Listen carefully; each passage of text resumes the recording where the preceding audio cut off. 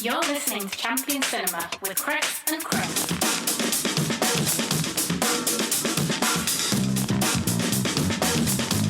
Hello, ladies and gentlemen. Welcome to Champion Cinema. I'm Chris with a chance C. Nice. Chris with a fucking... There isn't a K this week. No. I have looked. One of the writers of Sudden Death begins with a K, but I feel that's too scraping about. And you don't want to call yourself a Karen, basically. Exactly. Hey, it's John Woo. Killer K works. You're allowed to pull out Killer K when it works. Like I said before, if it's a slasher movie or a John Woo movie, killer.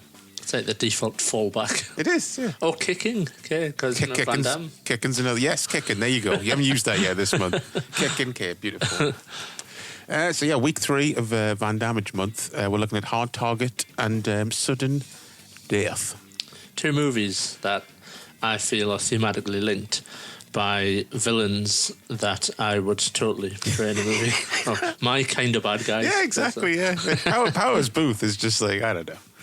It's like all your favourite villain trademarks into one character, basically. So it's unnecessarily evil and suave. and fucking loves it at the same time, you know what I mean? We should say, though, before we get started, Shannon Doherty passed away today, which is sad. And thingy Shelley Duvall as well. Yeah, Shelley Duvall the other day, yeah. Two noticeable deaths this week. Yeah. Yeah, very sad. Very sad, yeah. Especially, I mean, both very sad, but for Doherty, she was like, 53? So Yeah.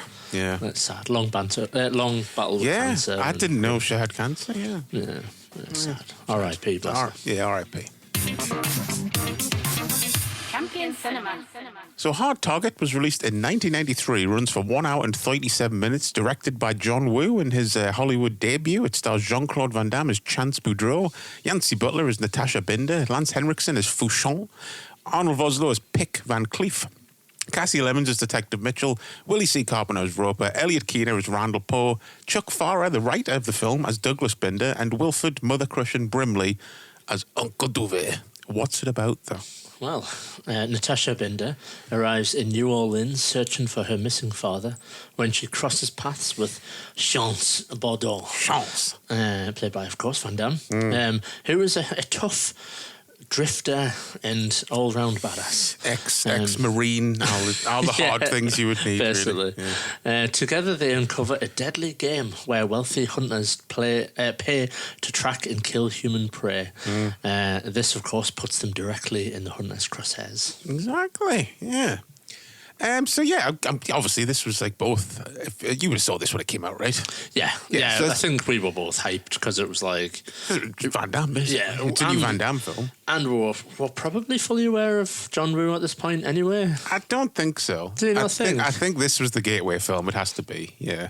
I thought maybe we would have already seen like Hard Boiled at this point. I think right after it, because I remember like when it was coming out, like new Van Damme film, awesome, and there were the featurettes on TV and stuff were talking about John Woo. And I think that might have been where we first heard of him, I'm guessing. Yeah, right. Yeah. And then I think I saw Hard Boiled like right after it. Like me and Steve had rented Hard Target, I think. Yeah. And then I think after that we like took note, because I think it said on the box like something about the director of Hard Boiled, because that had a big cinema release the year before. Yeah. And then we went and rented that and shat our pants, obviously. I wonder if it's maybe his Broken Arrow, maybe that I'm thinking about, then maybe it was like fully aware of like John Woo and stuff. Yeah, it would by that point, definitely. Yeah.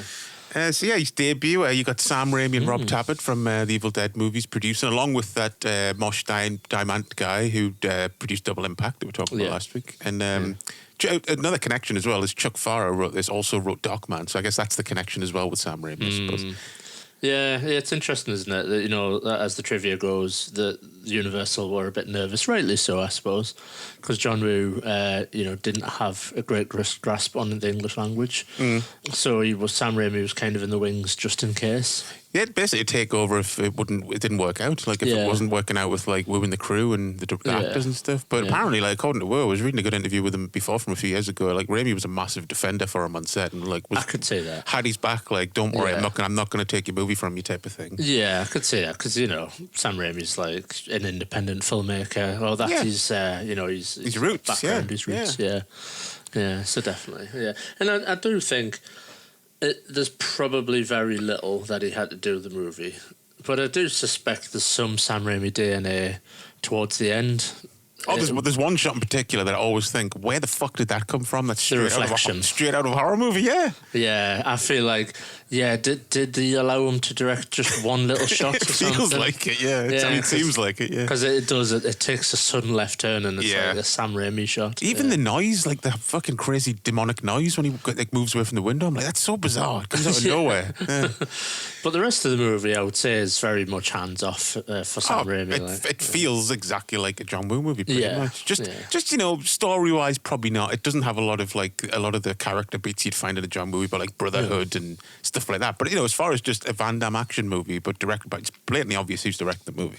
Well, speaking of which, though, and like Brotherhood and stuff, one area I would like to start on is the relationship between Fouchon and Pick Van Cleef. Yeah. Like Christ, I would love a movie just about them. To be honest. Well, there's a quote from Henry. I think it's Henriksen who says like the guys at Universal like loved those two.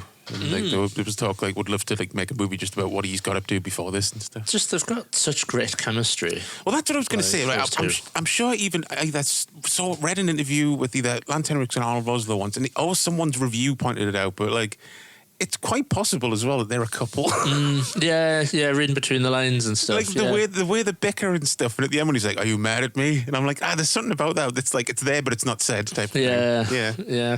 I could believe it definitely. Yeah, Mm-hmm. and it's such a I don't know. I think I did see trivia that the original cut of the movie had like a lot more of them too. I think it does. Yeah, I think they're in the work print. I think they're in it more. Yeah. But yeah, I would have loved to see a prequel. Oh yeah, me too. Yeah, definitely. Like them in, I don't know, Africa or somewhere, or somewhere, Brazil. Or the name check, a lot of places they've already done these hunts and stuff. So I was like, to get a prequel comic out or something. There you go, animated series, Disney Plus.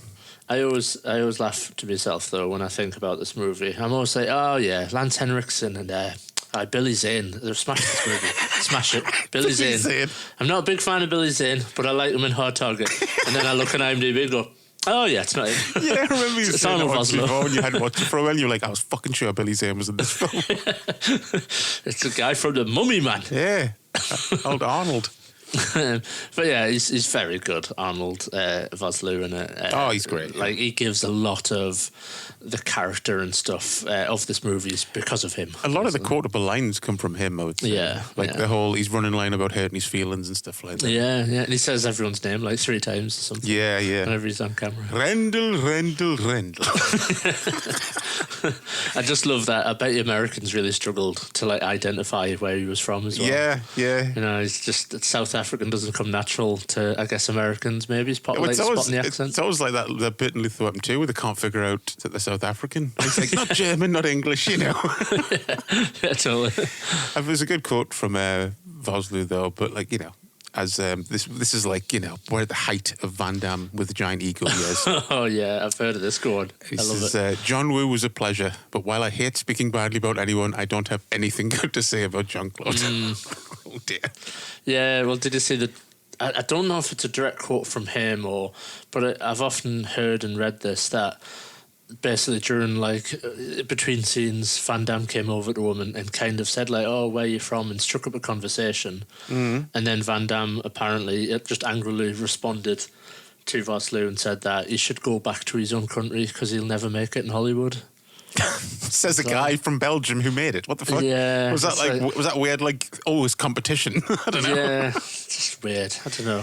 And then he went on in '99 to star in a giant movie called The Mummy. So yeah, whatever. Yeah, totally. Fuck him. Yeah, like Van Damme. Like I love him a bit. Oh, me both too. do, He's got his shitty parts to himself. Definitely. It's just this time, man, where, you know, the fucking money, the success had gone to his head. Yeah. I don't know if he was like his coke period. I know that was around like 94, 95. Close. So I don't know. Yeah, because obviously, I guess Street Fighter 2 era is probably the height of it, probably. So, and also as well, close. there is another, like, he was fucking, he didn't get diagnosed with bipolar disorder till like the late 90s. So all these years in Hollywood with all this money and fame, he's walking around with bipolar disorder. Yeah, It's insane. Of course. Yeah. But yeah, going back to Van Damme again, you know, the infamous, it's never been seen, obviously, but I don't even think it was finished, the infamous Van Damme cut that he was making. Yeah, where he wanted it to be more of him. Just basically. all the slow motion shots. Basically. Yeah. So there's a quote from John Woo when he's talking about, in that interview, talking about like Raimi being his biggest offender and stuff. He says, so while I was cutting the film with my editor, Bob Morawski, Van Damme wanted to do another cut with the chief editor from the studio behind my back. Of course, I was so upset, it's not right. This is my movie. I should do my own cut. And Sam wasn't happy as well. So he arranged a big meeting. He got together all the producers and the editor, and he was screaming in the meeting, this is a John Woo movie. Let John do his work. And he made everybody back off. And I was so grateful. Oh, that's cool. Just little Sam Raimi kicking off. That'd be awesome. Yeah. Quietly kicking off. Exactly. You must have, obviously, in the 10 years since that awful British interview, he must have gained some confidence. Yeah, I was thinking that, how they were like, oh, Sam Raimi, drafting Sam Raimi and he'll take care of business. But it's like, it's not like he was a massive guy himself at this point, Sam Raimi. No, not really. It's not like they were, Steven Spielberg was on hand in case it went wrong or something.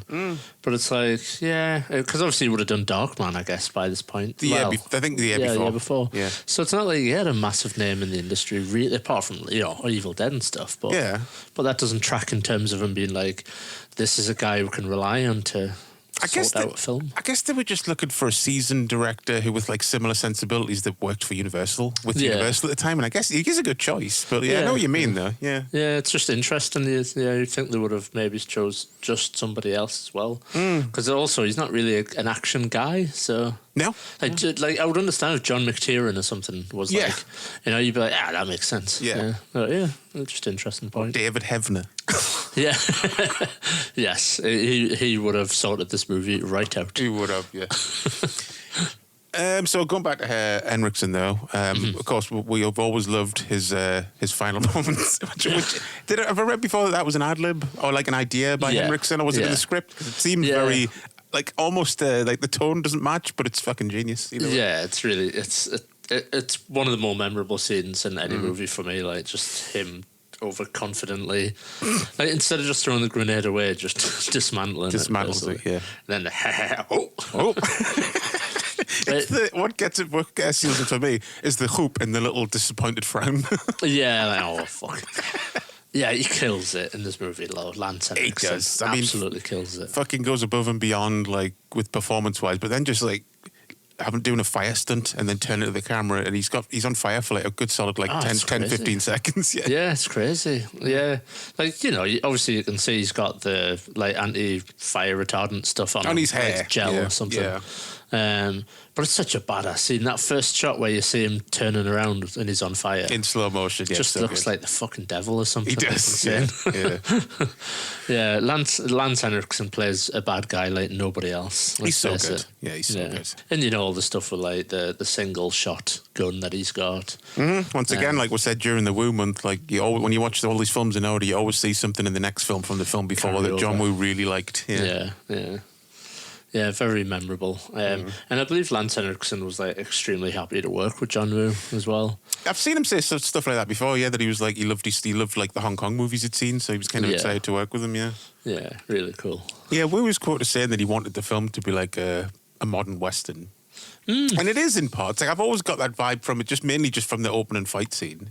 Yeah, because I believe the mainly set it in like Louisiana or whatever, in San Francisco. New Orleans. New Orleans, sorry, shit, I've forgotten. Louisiana's New Orleans. Yeah, I was trying to think, where is it again? It's in America. Like, they predominantly filmed it there, because just to explain Van Damme's accent, basically, it was another one of them sort of deals. Yeah, which is crazy, because, like, it's a perfect location. Like, really, when you look at how Van Damme's dressed with the fucking the Canadian tuxedo, all the denim and the hockey mullet, they may as well have just said Ice Canadian. Yeah, definitely. No, it's really good. I think it makes the movie, like, quite unique. Yeah, I can't think of many other action movies set in New Orleans. No. Yeah. It gives the film, like, a feel. And obviously, the music as well. I think the music's like really, really good. That Graham Revell who did the score and stuff. And I love all the slide guitar stuff, and especially in the early parts of the film. And like during that fight, that music's so good. The way it kicks in when he kicks the guy in the face. Yeah. It's hard not to smile. Basically, when like the music's working with the slow mo and stuff. Yeah.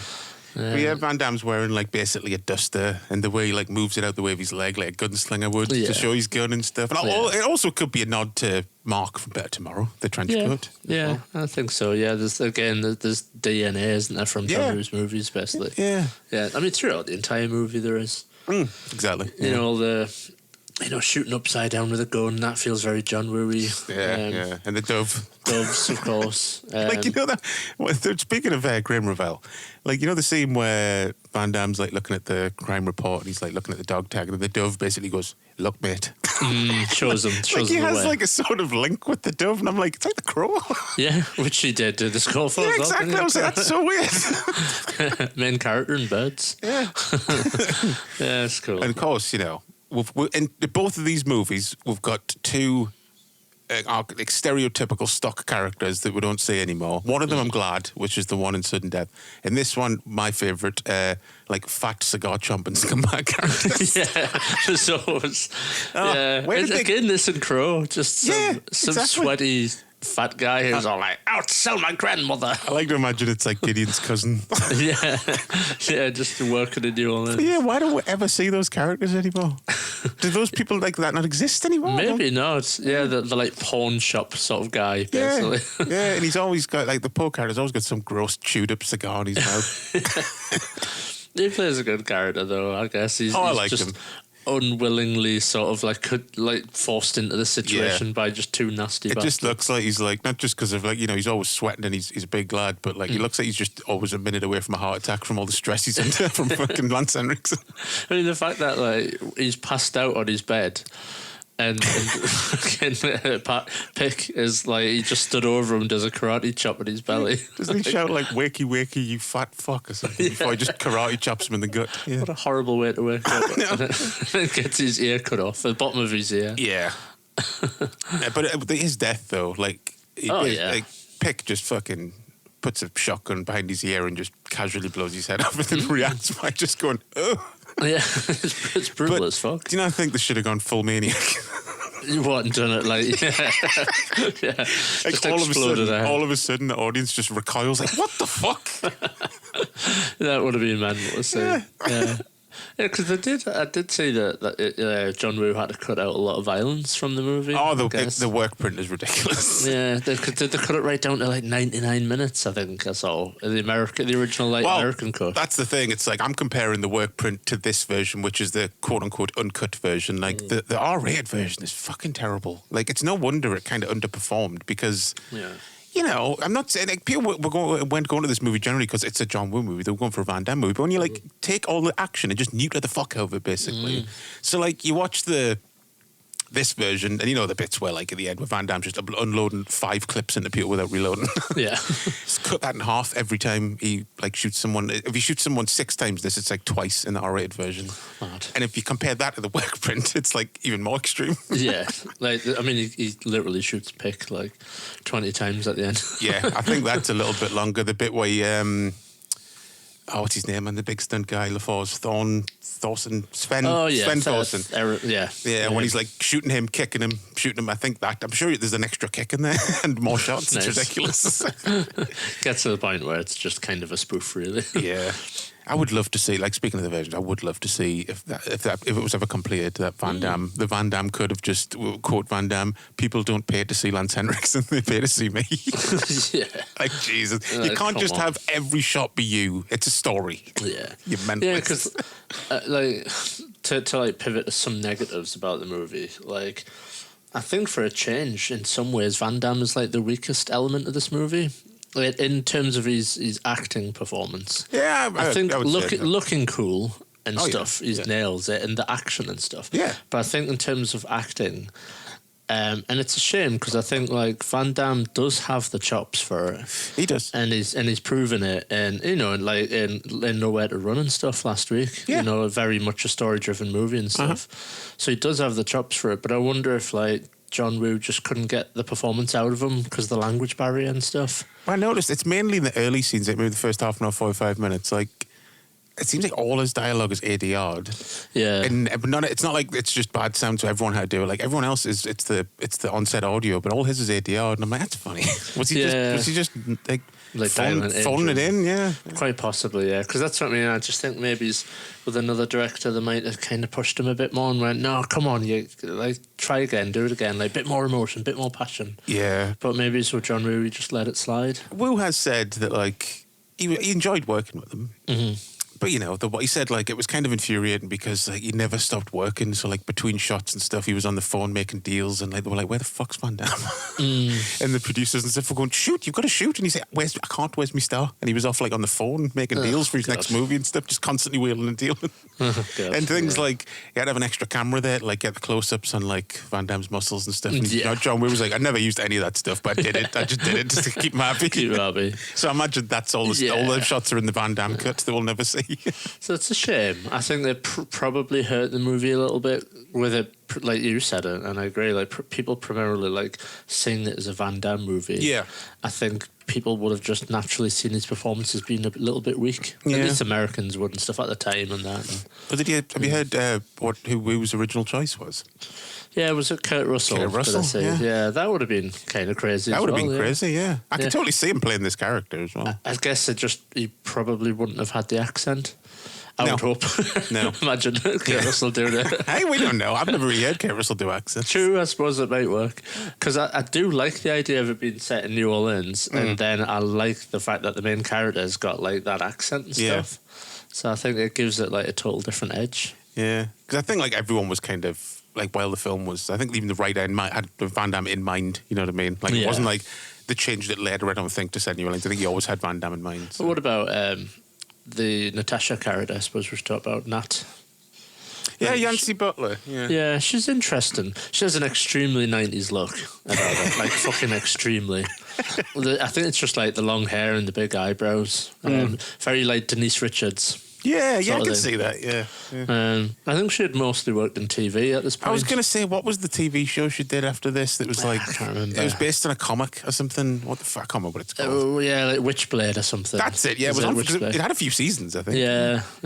And she was in the Kick-Ass movies. I think she played like the mum or something from memory. I do not remember her in them. Yeah, I think she's like, the Italian mum. Or I could be wrong, but I'm sure she's in 1 and 2. Decent enough. But I think, again, like, I don't know who was at fault for this, but there was no chemistry between, like, her and Jean-Claude Van Damme, like, at all, I felt. No, there's probably more chemistry between her and Wilford Brimley. Yeah, exactly. Yes, is the answer to that statement. And I guess they weren't going there. I know there's a deleted scene where there's like a bit of a love scene and stuff. Sex scene or whatever. But I guess they didn't really go there with the movie. That they didn't really say that they were like having a relationship or anything like that. It doesn't need that. It doesn't need a fucking just because there's like two male and female characters, they're not fall in love at the end. You know what I mean? Yeah. They just didn't bounce off each other very well during the scenes. I guess. Not really. I guess. Yeah. But yeah, you don't need that in this. It's like it works way better that it's just like a selfless like cool guy who wants to help and make a difference. Yeah, exactly. Like the nomad sort of character. He's not just doing it thinking like, could get me leg over.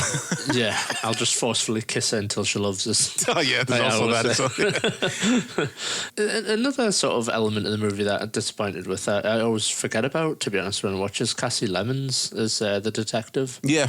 I always think like, it's a shame she dies. I think I'd like her. I guess it's kind of mad that they went there. It's the brave for killing her. Yeah. But I think I was enjoying her character more than the Natasha character. Basically. Yeah. And then when she dies, I'm like, oh fuck yeah, she's just dead. And like that's it. There's no like, I had my vest on or anything. Yeah, where was her vest? Yeah. It's just kind of sad that I think she goes out like a champ though. She fucking goes out guns blazing. Like she's already been shot a bunch of times. She's still trying to like protect Natasha and stuff. So I feel like the way she goes out, but yeah. Yeah, it's just a shame. Yeah, I felt like maybe the movie could have done well as like a 3 sort of, a trio of like people trying to get through the film and stuff. Yeah, definitely. Because obviously when Wilford Brimley comes in, I think he's fucking great. I mean, I love the fact he's got his own little ditty. Yeah. When you first see Wilford Brimley. Little Bayou ditty. Bow, bow, bow. He's like making his moonshine and stuff.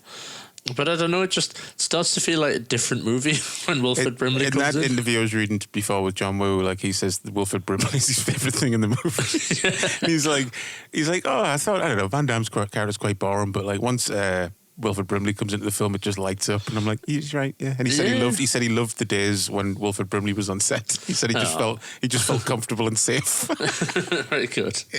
as you would. Yeah, definitely. Yeah, and it's a classic Wilfred Brimley thing. What? How old was he here? Like 27? Yeah, probably. It was the diabetes that was making him seem older.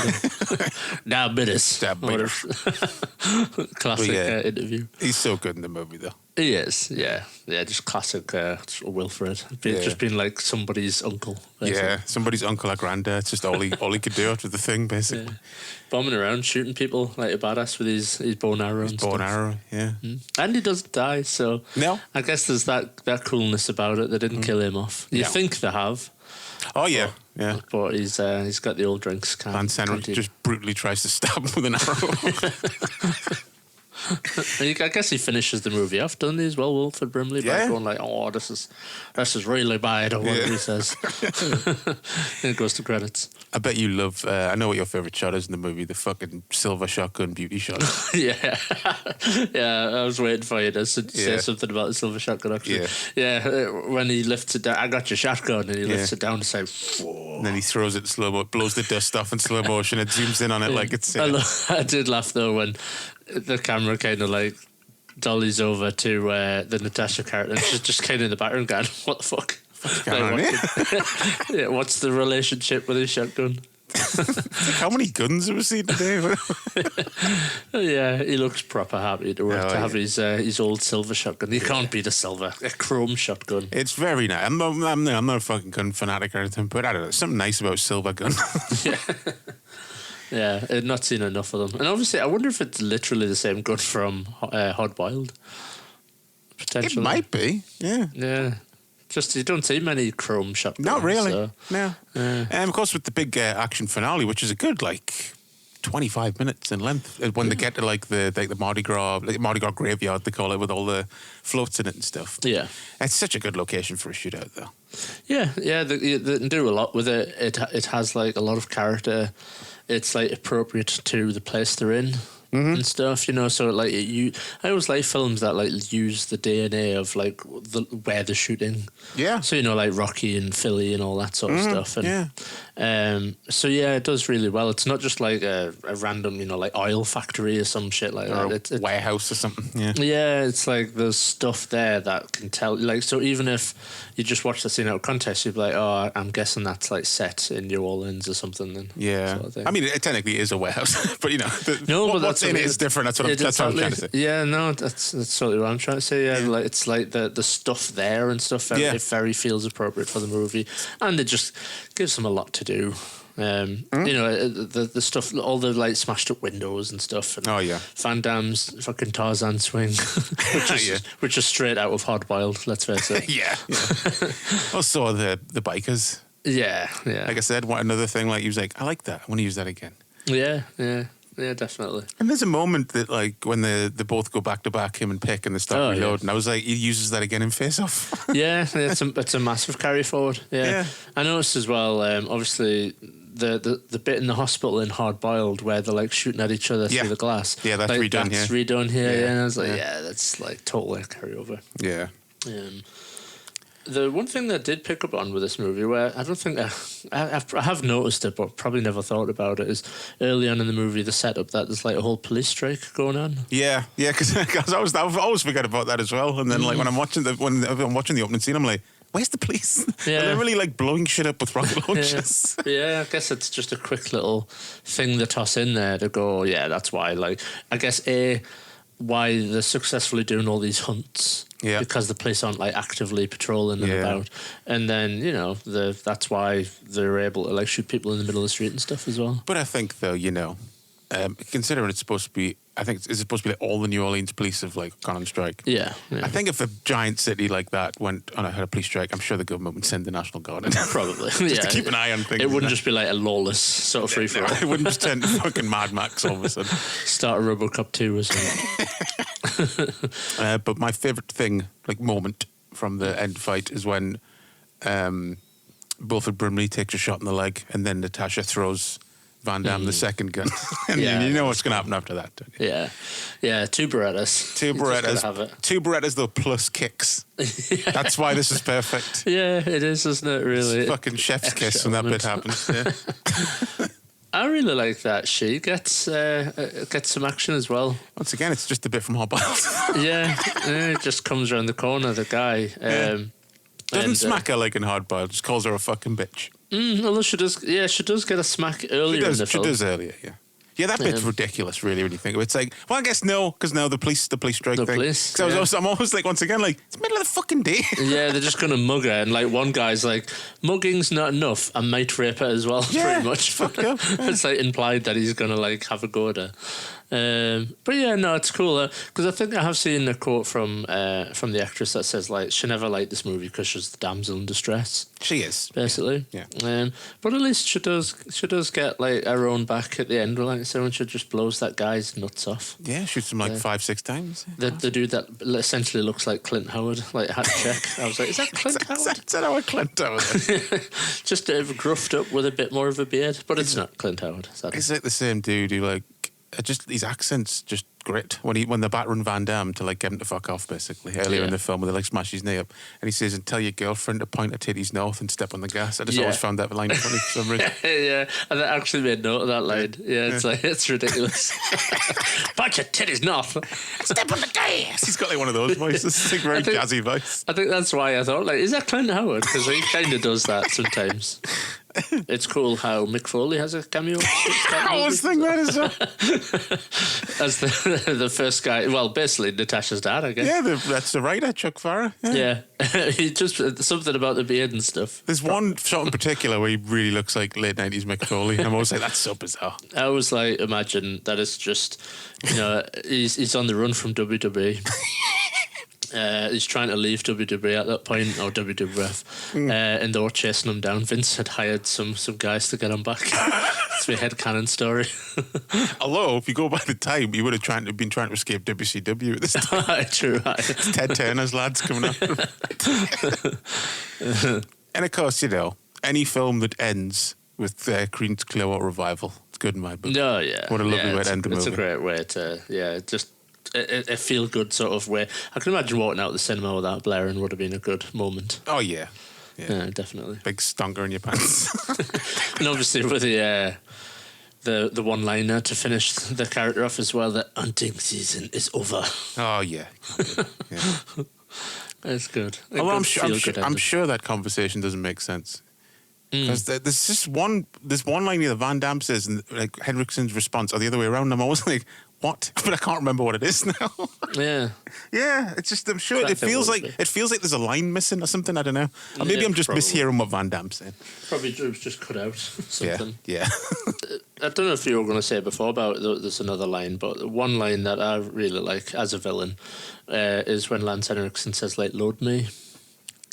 Yeah, and his little baby face. Yeah, and it has like just real sexual threatening undertones because obviously the bullets are like near his crotch and stuff, and and it's just it's skeezy but in a good way. Oh, it fits his character perfectly. Yeah, it's a really cool sort of use of that gun and stuff. Yeah, I found out the name of that gun. I've completely forgot it now. Yeah, it is listed, isn't it? I saw it in the trivia about like what kind it is. Interchangeable barrels or something. Yeah, it's basically just a handgun / elephant gun. Yeah, like the fucking shells are ridiculous. Totally mad. But now I was going to say like that early fight. I just always loved the way Van Damme pronounces the word boyfriend. Where he puts the emphasis on the friend. I don't know. Yeah. Take your big stick and your boyfriend. I always just say it out loud in the movie when he says it. It's undeniable how cool some bits are with Van Damme. Like I said, for all his acting performances isn't quite there all the time, but there's just moments where you're just like, fuck me. His charisma definitely comes through in those moments. Yeah, it does. Yeah. Oh, Ted Raimi's cameo. Yeah, as the guy in the street. Yeah. Classic Sam Raimi getting getting his brother job, basically. Surprised Bruce Campbell doesn't have a camera. yeah. He probably does some voice work at some point. You know what Bruce Campbell's like. I mean, you know how Raimi loves to fucking batter Bruce Campbell. He's probably like, come on, have a cameo in this Van Damme movie, and just got Van Damme to kick him in the head or something. He's probably like one of the guys that did like the fire stunt at the end. You know, when all the hunters get set on fire. Yeah. That guy did like. It's more noticeable watching it in like Blu-ray copy now, but like there's a guy that has like he basically has a leather face mask on. When I think it's literally when the hunting party gets set on fire, the first guy that goes on fire, he's just got like a ridiculous like prosthetic mask on. Oh yeah, obviously to protect his face from the fire stun, but it's just like fuck me, like could they not have filmed it from a slightly different angle? But yeah, maybe that was Bruce Campbell under the mask. Probably. Yeah, he didn't pay him out either. I credit him. It's actually one moment as well that's just popped into my head.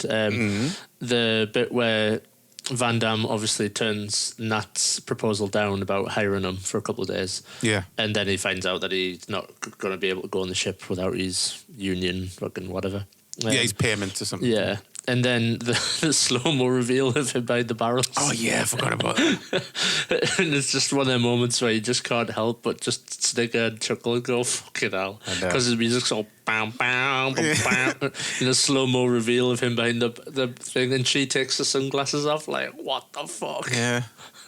It's such a funny scene, though. There's a bit before, like, after the fight outside the diner as well, when he walks away in slow motion, it's like, oh, there he goes, off into the sunset. Yeah, really good. And like I said, if you don't smile at those scenes, you're not human, basically. No, exactly. Yeah. There's a little bit of comedy, though, early on with... where like all he wants is exactly $217 because that's all he needs. So it shows he's an upstanding, honest bloke. But then when she wants him to drive, he's like, I don't have a driver's license, ma'am. yeah, it's nice. That sort of stuff works. Yeah, it does. Yeah. I mean, not the one comedy scene that doesn't work so well for me is when I'm watching this movie, I always go, isn't there like a scene later on in the movie where like Van Damme knocks out Snake? And then I'm like, oh no, that's Hot Shots Part 2 I'm thinking about. Yeah. And then I get to the scene and go, oh, fuck no, it is this movie.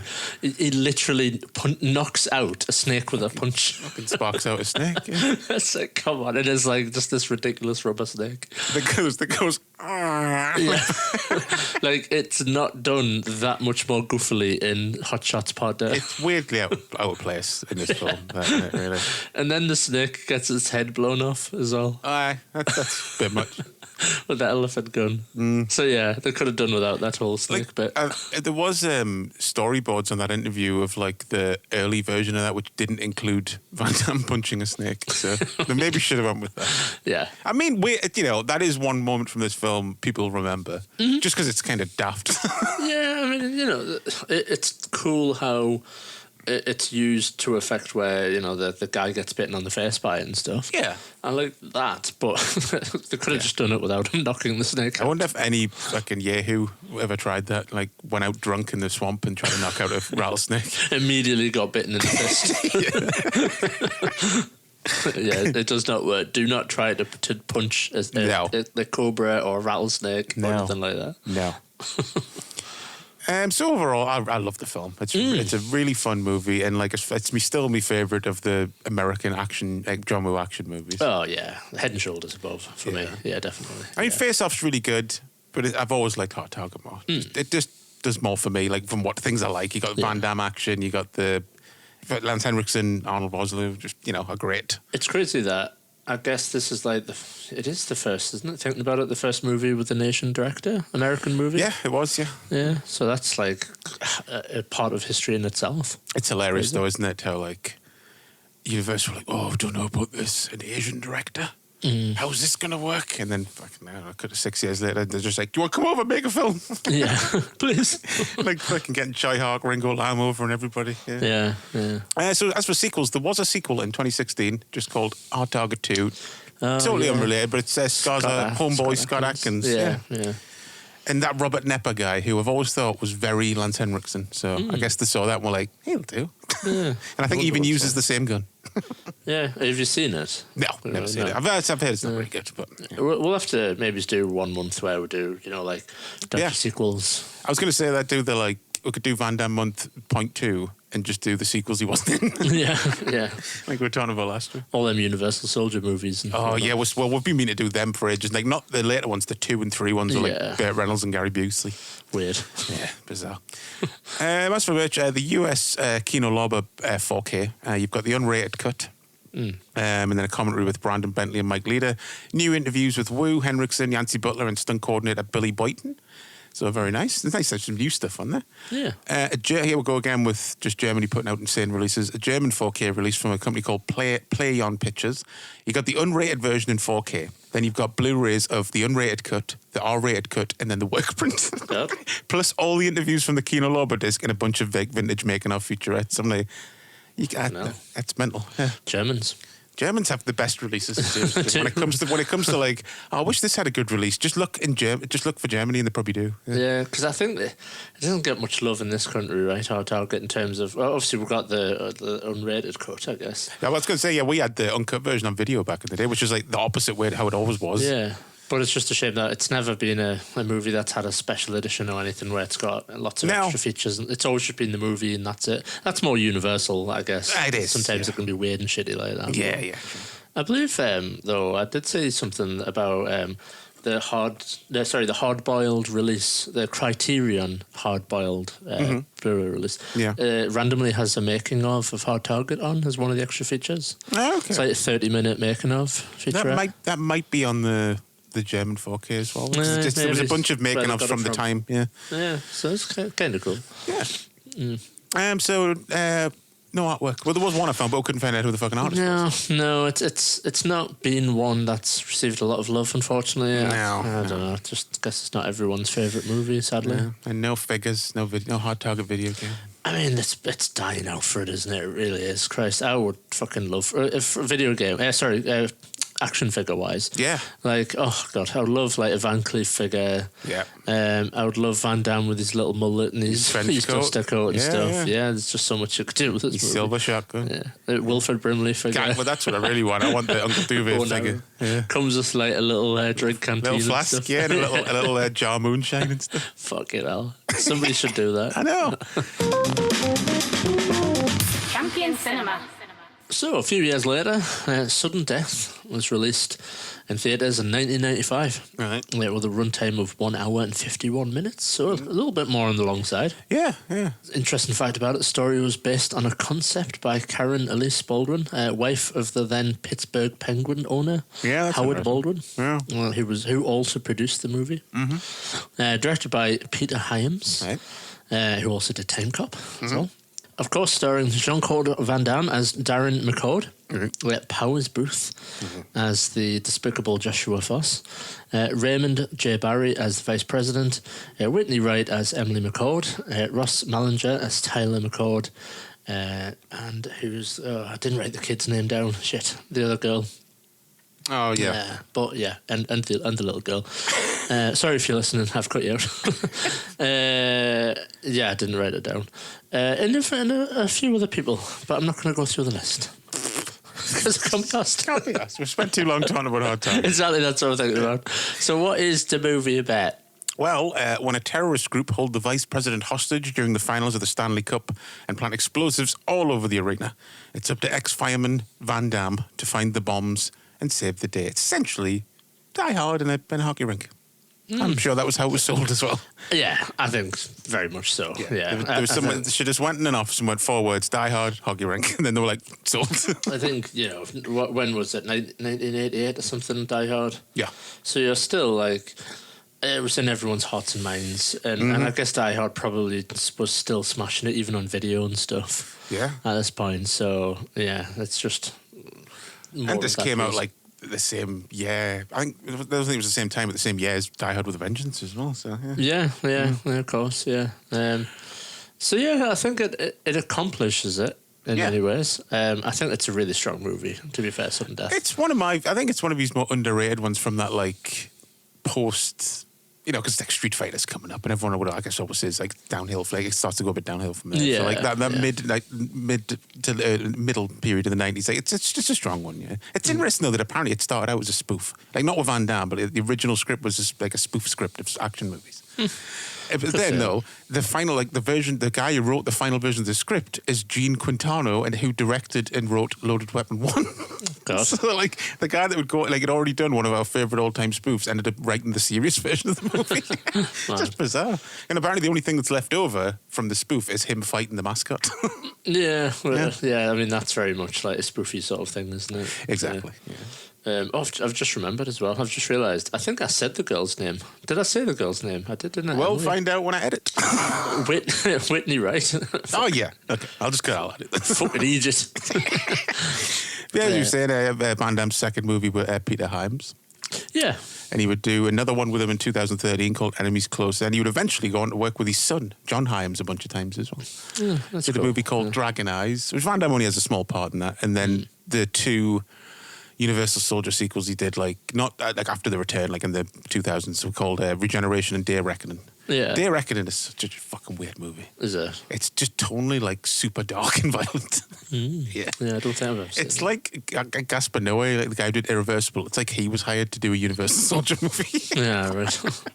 God. But yeah, it's the only one of the films we're doing this month that I actually managed to see at the cinema at the time as well. Yeah, cool. Yeah. I've only seen 3 Van Damme movies in cinema. It was this, Street Fighter, and Expendables 2. I could see this being a really good cinema experience sort of movie. Yeah, from what I remember as well, I think it was only me, Steve, and 2 guys who looked like they were taking a break from backpacking. Just 2 guys had like backpacks on. And afterwards, they were like, "You enjoy that, lads?" We're like, "Check." Just backpacking through Blythe. Yeah, and they're like, "Oh, we need to stop. Let's watch see the new Van Damme film. Why not?" Yeah, it was weird. I love that this movie. I mean, well, actually, we should start at the start though and say the firefighting stuff's a bit weird at the start. It's a weird opening to the movie. It's like it wouldn't be if they like relied on it more throughout the movie. Yeah, like he'll stop at nothing to save the young girl because of how the movie started or something. And it kind of does have that. But I don't think they lean on it as much as they probably should. Like you get that he's trying to save his daughter because he doesn't want it to happen again. But they don't really explicitly they don't have to explicitly say it. But like at the same time, you're like, what? So if that didn't happen in the past, you would just be like, oh wait, Yeah, just like he would do it anyway. He would try and save his daughter. Yeah, so yeah, I think it would have been better if it wasn't his daughter. To be honest, I almost Yeah. like it was just some innocent young girl. Yeah. And it was like, this shit isn't happening again. Basically, what Aliens does, kind of, almost exactly, with the yeah. new character and like what Cameron tried to do in the director's cut. Because like another thing that you think they might be trying to do as well is like they say like, oh, he's a nut job. He was like, you got to stop it. But I'm like, you don't go anywhere with that either. Yeah, Yeah, I kind of hate that scene as well. Yeah, to me be too. fair. Because it's like, a girl died in his arms, and he was fucking more. He's got PTSD. That doesn't make him a fucking crazy Exactly, nut job. exactly. I just think that line's awful. Yeah. And like, what does it do for the movie? Nothing But really. yeah, it's just a strange way to open it. Just him with just a dead girl in his arms. Yeah, It's like, it's pretty grim. Yeah, it's not, that's not how you usually start an action movie. It's like, oh, a kid died. Well, I do like that. I think the first time you hear Jean-Claude Van Damme, he's like, "Come on, I'm here. You don't see him, you just hear his like utterances, and you're like, "There's Van Damme." There he is. First thing as well, genius title. Let's be honest. Yeah. It's so like, yeah. I mean, It's a sudden pun. death. It's a pun, but it's an action movie. Sounds like an action movie, It's a but hockey pun. term. A hockey term. I mean, it's genius. Multifaceted. Yeah. I do love all the setup though. Once we get past that initial stumbly bit, I just love all the shit. Like I love time codey stuff. I love it when it's like 30 minutes till the game and stuff. It makes it feel like a documentary. And also, it says 30 minutes to face off. Yeah. We're just talking about Django. yeah, totally. But yeah, I like all that. I like the baddies coming in. Yeah. I like, it's all very die-hardy, I guess. I mean, we all know you love a twatty bad guy. What's your thoughts on the guy who holds the old woman hostage? Oh, that's pretty scummy, isn't it? He is very. So he's like, got any cookies? Yeah, should I give her biscuits and everything, and then he still just blows her away? Yeah. And then when he leaves, he takes the biscuits. It's such an Cheeky unnecessary bastard. twatness. Of course, he's totally overshone by Powers Booth, though. Well, being talking about twatty bad guys. Powers Booth overshadows everybody in this film pretty much. That's fuck me. Yeah. That bit when he just when the guy's like, so the bad guys have overtaken the arena. hostages are in place. Yeah. They're all waiting for like, right, the cops are gonna call us and we're gonna give demands and stuff. And I think it's one of the secret agent guys, the Secret Service guys, is like lying on the floor injured. Yeah, he's been shot in like the leg. Yeah. So and some guys like, please, we need to get him to a hospital. And then Powers Booth comes over, shoots him in the head or whatever, blows him away. Point blank in the face. Yeah. Then goes, not anymore. Yeah. And then when he's like, that man had a family, he's got a wife, and he's like, I'll send a card. And then I love though that he like shoots another person as he's walking away. Yeah, for no reason, just for a laugh. Yeah. Just in the leg, shoots him in the leg. Yeah. And then he shoots the chef, and he's like, I'd be lonely anyway. Yeah, his wife's like, just recently died. Yeah. It's such a funny, he's such a good villain. Yeah. Because this movie, this and what should we call it? Speed. Mm-hmm. I always think are films that just do unnecessary evil bad guys to like comic levels. Basically. Yeah.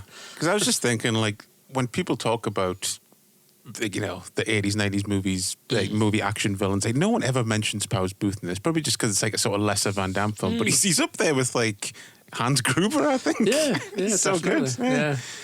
I think the main thing that this movie is probably missing is like a strong henchman. Yeah, true. Yeah. Yeah. Which is something that I made note of him, it's like where just watching it like back to back with Hard Target, it's like even more noticeable. Yeah, you need a charismatic second in command, like the silent deadly one alongside Powers Booth. Die Hard, you've got like that German guy. Yeah. I can't remember his name, but no, me either. Actually. Or the long hair and stuff. But I just think you kind of need that. There's a bit at the end where Van Damme's like fighting guys on the roof. Yeah, and it's like that feels like the perfect moment. Yeah, that should have been like a bad guy. The big showdown. Yeah, the henchman guy before the like main guy. Yeah, that's true. It is missing that, definitely. Yeah, but other than that, I think like all the characters are really well done and play really good parts. But like I was saying before with Hard Target, like when I was saying there's a character trope in this that's thankfully been lost to time. We're talking about, I can't remember what film it was now, we talked about this recently, but the fucking computer dude who's just chewing all the time, why was that a thing? Yeah, it's in it.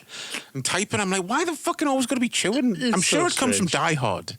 That's the first one I can think of. Yeah, Die Hard's probably is. Just that guy, the computer expert that you don't expect to be a computer expert or something. He's like casually like a surfer dude or something, but he's like also like a hacker that chews gum. Yeah, it's so weird. It's in so many other films. It's just like that, like him chewing gum in Die Hard just was somehow implanted in every like person's head that was ripping it off and went, wait a minute, you need to stick and chew gum. There's even like this one like GoldenEye, the James Bond GoldenEye. Where it's like, I don't know if, is it Alan Cummins or am I just misremembering? It's somebody like that. He plays like a kind of a hacker guy, but I'm sure he's chewing gum in the movie. Probably every time there's a computer expert who's a bit kooky, they're always chewing. I don't know why that's a thing. Yeah. I don't know. If you were a computer nerd back in the 80s, 90s, did you all chew gum? Maybe that was the thing. Yeah. Keep you awake. Yeah. Well, what do you think of the cop is actually the bad guy twist? I think it's probably unnecessary. It is a little bit. For the film. Yeah. I think it's fine, but I just think they don't use it in any sort of useful or poignant way. No, because you think, oh shit, he's going to get the other kid and he's going to be in danger. But the kid's like, fuck off, mate. Yeah, and then Van Damme just kills him. Yeah, I mean, he gets outfoxed by a child, basically. Yeah. He's like, come with me, I know your dad. What? No, you don't. Yeah. And, like, I'm not getting up. And he's like, fuck. And then he just walks away and leaves it. Like, wouldn't you just be like, no, you little brat, you're coming with me, and just grab him and carry him off? Yeah. So, yeah, it just doesn't really add it. I don't think it hurts the movie. No, it doesn't hurt it, but it just feels a bit pointless. Right? I just think you could easily cut that entire bit out. Yeah. And it just would not change anything about the movie at all. But then again, it does flip the convention on its head, obviously, because, like Die Hard, he's not the cop outside who's, in Van Damme's eyes and ears, he turns into a bad guy. But they're just like, it feels like once that's revealed, 10 minutes later, he's dead. Yeah, they just had nothing to do with it. I think it kind of, because the movie, I think, does set up a lot of other stuff quite well. Like the hand stamp and stuff. And the I love you thing and stuff. Yeah. So there's a lot of setup and payoff stuff. Yeah. But then, that's definitely one of the moments where you're like, very strange. Yeah. That and I guess him playing hockey for some reason just turns into an ice hockey movie for like 5 minutes. Yeah. With Van Damme's in like goal and stuff. It's just funny though when he makes that like awesome save and then just goes, well, I need to get out of here, and just punches a random player. I always find that a bit quick, man. Total hockey moment. And the manager's just flipping out in the stands. Yeah, that's $1,000 fine. Yeah. It's fun that bit. Yeah. It is. Yeah. It would have been funny though if, like, you know, the kid, like, it's implied that the kid's like, shit, that's me dad in goal. But what if you just didn't clock on and go, why is the fucking why's the goalie doing that? That's a bit weird. So, Dad, there's a goalie trying to hit on us. I do enjoy the irony as well of the bad guy trying to blow up in a sold out arena and ends up being the only one that blows up in an empty arena. Yeah. At the end. I do quite like that. Yeah. It's all about money, isn't it, as well, obviously? Oh, it's that classic thing. If you're not terrorists, you just want money. Yeah. You don't give a shit about it. And it's any political cause, you just want money. Yeah. It's hinting at the fact that he's, you know, an ex something or other, and he's involved in the CIA himself. He's in the CIA, yeah. But yeah, just basically any time there's a Powers Booth scene is when, like, the film picks up. He's just got, like, he's a smarmy bastard. I like the bit when the vice president's been all like, you know, don't dare, don't kill anybody. And he just goes, nah, he's campaigning. Yeah. I think that would have been funny if they put in a little bit where, because you know how he sets the rules, Powers Booth, where he says, I'm going to, you know, kill a person every time we get to the end of the period and we've not got the money. I think it's like maybe it's in the second period where they're like waiting for the money and he's like, oh no, they've like not done anything. And then he like shoots the person. It would have been funny if the little computer guy was like, shit, I just hadn't refreshed the screen. They have actually paid some money. Just like, oh wait, oh fuck, no, you shouldn't have done that. Like, shit. Yeah, that's another, you know, everything he fucking does in the movie is like cold and ruthless, but when he's just like getting annoyed at the woman who won't stop crying. Yeah. And he's like, I think you'd agree the mayor's wife has been the most annoying. Yeah, and you're like laugh at that line. You're like, yeah, but she's not going to die. And then he just blows her away. You're like, yeah, exactly. fuck, this movie's brutal. Yeah, that's what I mean. Just shoots her right there, point blank. And the guys, like, they kind of glance over it, but there's a scene in, like, a minute after that where the husband's like, oh, yeah, like, crying over his wife. Yeah, and then he gets shot later as well, I think. Yeah, it's just like, fuck me, that's cold. This film's cold. Very cold. He's ice cold, his Powers Booth in this. There's a strange line, though, that kind of caught me eye this time watching, where I guess it's the woman that dresses in the mascot thing. Yeah. Where she says, like, you owe me a Mother's Day card. Yeah. Yeah, it's one of those, like, that's a cool line, but it makes no sense. Like, it totally went over my head that I paused it and thought, what's she referring to? I don't know, because I didn't kill you, so I'm technically your mother. I don't know. I always think that as well. I'm always like, just don't say that. Just like you said, a cool line, but it doesn't necessarily work if it hasn't got any context. Exactly. Yeah. I think quite a funny edit though of that fight scene, like preceding the mascot fight scene. Yeah. Just add like loads of squeaks to the mascot fight. Every time he hits the face. I reckon that would work quite well. It would actually, yeah. You've got to do that when you have some spare time. I do think, like, it loses a bit of steam towards the end. Yeah. I think that's what I mean about if there had been a henchman, it would have like upped the tension a little bit more and give you more threat. There's just like a 20-minute bit where he's just running around a gym and there's just random guys that are trying to shoot him. Yeah. And it does lose a little bit of something during that. Because Powers Booth basically disappears from the movie. Yeah. For like 20 minutes because there isn't like somebody else in the middle there, like a buffer.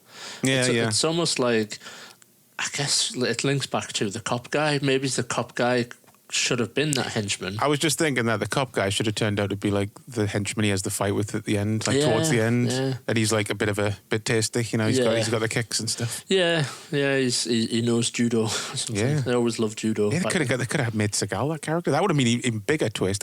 Both of them in the movie never happened, but and then Seagal turns out to be the villain. That would have blown everyone's mind back then. Yeah, it would have, yeah. I do agree. And obviously they're brave really for doing it, but a bit cheeky. The whole him dismantling bomb thing, like, it's very Die Hard, firstly. It is. It's like straight out of Die Hard. But would a fireman know how to disarm bombs. Well, C4 bombs. it says he worked in the arson investigations department when he was I a fireman. suppose. They briefly put that in just so you go, right, he would know something about bombs. I guess. Yeah. Love it. Not so sure about the whole improvised dart gun thing that he does. Yeah. Like somebody just thought that. Somebody just had that idea and went, I'm putting this in the movie. Yeah, and they're like, is this technically, would this work? Probably not. It's just what was that, a fire extinguisher and Yeah. a little tube. I like that guy's reaction now when he gets shot. It's only a little dart, and he's like, "Ah!" And I'm like, you'd go, what the fuck was that? Ow, ow, ow, you fuck. Yeah. No, he reacts like his face is melting off. He just basically. took a crowbar to the nuts or something. It's insane. I do like, though, it did get a chuckle out of how he tries the line again on the next guy that comes Yeah. around the corner. Yeah. That's a good gag. Yeah. This is the most powerful C4 in the world, and then the cop guy comes. I kept thinking that I wonder if this was in the spoof version, but it just went on for like it kept cutting back, and there was like just bodies around him. Yeah. He kept going, this is the most powerful, this is the most interesting bad guys coming out the woodwork. Yeah, totally. Yeah, I think. You could do a great spoof of this movie. You could. Let's face it. There's Yeah. like a lot of stuff. Like the whole kitchen scene, basically the Yeah. mascot fight. Yeah. I did chuckle at like, why are the fryers on and stuff? Why is everything on? You know, how Yeah, the kitchen shut. It's been Yeah. shut for like 2 hours or something. they just because there's even a line where they're like, right, once the guys go in the lift, these are all like dismissed for the day. Although no, he does say Andrew, the chef, will clear your stations, and Yeah. then he gets shot. I just don't buy though that they will go sweet and just drop everything and leave immediately. Just drop a whole chicken on the floor and leave. Like, wouldn't it at least go, well, I'll turn the stove off. Probably should turn the grease off. Yeah. They just all leave immediately. But I think though that would be a good spoof though of like, you could see Leslie Nielsen or something, couldn't you? In it? Oh, Like, yeah. There's a bit with a burger and someone gets a burger in the face and all Yeah. that sort of stuff. And, Yeah. yeah, very spoof, easy to spoof. Well, I was going to get into like this. There's a sequel, but it's a remake called Welcome to Sudden Death that Michael Jai White did in 2020. That is like a comedic version of the movie, Yeah, basically, is like that more really? like the original idea for it to begin with. Yeah. Don't think I've seen 'Cause that. I was very confused. I didn't know that it was like originally a spoof when it came out, and I was like, why the fuck does this look like a comedy? When I saw the trailer, I was like, so he's remade Sudden Death but made it a comedy. I'm like, that's bizarre, but apparently it's just more true to the original version of the idea for the movie. So. I'll have to check it out. Yeah, I've never seen it, but Yeah. yeah, it looks quite fun. Yeah, no. Michael Jai White's a funny guy. So. Yeah. How do you feel about the fact that the young boy, the son, Yes. he's clearly abused, right, as a child? Clearly an abused child. Well, so Van Damme's character just casually says, "Stay in that seat, don't get up." Yeah. And so even though like shit's going down around him and stuff, he doesn't get up. I just think like in my headcanon is like the kid's like, "Please, Daddy, don't beat me with a garden hose like you did the other night. I followed your words to the letter." Because like, what child would just fucking stay in the A seat? good lad. He listens to his dad. Obviously, I'm just joking, but I just think like, I don't know. I'm pretty sure he would get up at the end and be like, right, I know he said stay here, but Yeah, come on. I did. I would always think like Van Damme should be like, I mean, fucking literally. Because the kid's definitely a weakest link. The boy. Yeah. The little I think- girl's really good. Yeah, the little girl's good. And I think the little boy, just fuck him and his fat little head. Wow. I hate movies with kids for some reason. Like that type of child, basically. I'm just like, oh god. God, I hope he doesn't hear this. He's fucking growing up now, you batty. It just makes us think of I guess it's like Anakin Skywalker or something. Yeah, he's yeah. like an Anakin Skywalker kid, basically. Little kids from the 90s. Of course, they do the Batman '89 ending as well, where Powers Booth tries to escape on a helicopter with a ladder. And it is his demise. Very Batman '89. Yeah. I do quite like this kind of, it's a bit cheesy, like the top-down view of him going, "Arr!" in the helicopters, of course. The Yeah. like 20 shots of him going, yeah, Yeah. and the fact that it goes down perfectly, just In a straight down. line, yeah. And Van Damme doesn't get absolutely dismantled by all the blades and stuff. Yeah. Oh, I love it though. Fuck it, I just love how stupid it is. It's Yeah. one of them movies where you just don't need it to Yeah. be. It's like it's something that doesn't happen anymore. No. Movies that are unburdened by having to explain and be like realistic and stuff like that. You know, and I do like it for that. I like the really convoluted idea of him swinging into the like VIP box. Yeah. But like blowing his way in with A homemade bomb. Yeah. It's like, what the fuck? Why didn't he just get in another way? There's got to be more than one way than the elevator to get in there. Because he was thinking, right, I need this to look really fucking badass. But that's why I like the film, because it's like unnecessarily daft. Well, that's what I was saying, man. Just when you watch these films, you just go, God, I miss films like this. They weren't too fucking self-conscious, and we're just like, just do this because it's entertainment. It's supposed to be fun. We're not serious. We're not taking myself too seriously. And like more to that point is like, as soon as the guy goes down and dies, it just ends. Credits, bang, it's like credits. fucking done and out. Yeah. That's the end. That's how it should be. It's like, God Almighty. That's another thing I miss about films, that they don't overstay the welcome. They're just like, that's that done. And we're out. Exactly. Credits. How it should be. 90 minutes to 100. Although this is like border on 2 hours. It's on the longer side. So I mean, that's probably why it loses. I feel like it loses a bit of steam towards the end. Could be like 5-10 minute show. Yeah, you could easily just trim out some of that gym scene stuff. Basically, where it's just like generic bad guys with machine guns and that, and you're like, oh, what's the scene doing? Like, fuck's sake. Yeah. But other than that, I think it's massively a tight movie. I think it's really good. It's definitely one of the better Die Hard clones. Yeah, I've always liked it more than like Under Siege and stuff. Yeah. And it stands up in its own right. And I think, as a sort of a counterpoint to like my comments about Van Damme with Hard Target, I think he's really great in this as the dad and stuff. Yeah, because he's not playing it like a superhero. He's playing it like a frantic, fucking scared dad, basically, who's just a bit handy with his feet. Yeah, very good. Yeah, it's a fun movie. Definitely, yeah. It's one I'll always like kind of come back to and watch again and stuff. Yeah, me too, yeah. I reckon it's probably a film, though, that is underappreciated on a wide scale. It's probably one that people don't talk about too much. No, it's like I was saying, like why people don't really talk like Powers Booth's never mentioned in like great action movie bad guys, because people just don't really rate this film that much. I don't think, or talk about it anymore when it comes to the 90s stuff. It's crazy, yeah. But as for the Blu-ray, there is Blu-rays everywhere. But they're sadly all very vanilla and out on them, unless you look and go, wait a minute, is there like interactive menus or something like that? Because they're all just standard universal releases. Yeah, it's a shame, isn't it? Yeah, it is. Yeah, I think it's similar. There is poster art. I've sent you one that we found. It's nice as well. Yeah, I don't think it's ever been produced as a buyable piece of art. That's a shame. But it is a nice piece of art. I would want it. It's by an artist called John Cordero. It does look pretty nice. But I suppose as well, because we talked about this very briefly before we start recording, like poster-wise, it's just both these movies are very like blah.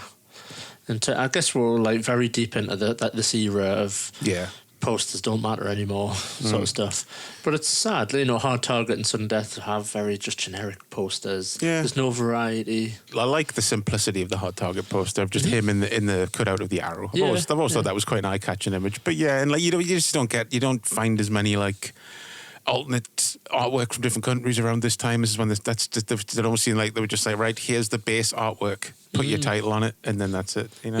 Yeah, because it works for the cinema. Like Van Damme and Hockey Stadium, or Van Damme, like you said, in an arrow head. So it does work, but it's just there's so much more you could do. Yeah, exactly. That's why it's a bit of a shame there's no like new artwork being done these days, especially for like Hard Target. Yeah, I could say like something cool with like Lance Henriksen backed by fire and stuff. I would just want just make it so it looks like Uncle Duvay's the main character. Totally. Just like massive on the poster. Just have Van Damme little in the bottom on the bike. It's like the National Lampoon's posters, but it's just Natasha hanging onto Brimley's leg. That'd be amazing. Just him with a bow, and he's like tops a bit tall. Yeah, exactly. And he's holding his bow in the air. Yeah, that's an idea for someone. You're welcome. So next week it's the finale. We're looking at The Quest and Maximum Risk, and neither of us have seen The Quest before. No. I'm looking forward to it. I've always wanted to see it, but just didn't get around to it at the time and ever since. But it's his directorial debut, Mr. Van Damme's directorial debut. Is it like the last of the Universal movies as well? I feel like maybe in my head. Yeah, I think so. Like Sudden Death, Time Cop, Quest. Yeah. And well, Street Fighter was Universal as well. Street Fighter, Yeah. Street Fighter as well. Yeah. Because I think he was on like a 4 or 5 picture deal with Universal. Yeah. And probably like it was to direct one of them as well at the end or something, sort of deal. Yeah. So yeah, it'll be interesting to watch it Yeah, finally. definitely. And you haven't seen Maximum Risk before, have you? No. Oh, well, Not there you seen go. that I one. haven't seen it for like 10 years. I think I've only seen it once, so that'll be fun to watch again as well. Another Yeah. twin movie. There you go. Crazy. So until next week, you can find us on Instagram at Champion Cinema Pod. Rate and review the show on iTunes and Spotify and we're on YouTube and all that jazz. So until then, next week with The Quest and Maximum Risk, I'll see you down a bit. Yeah, see you in the... Bye.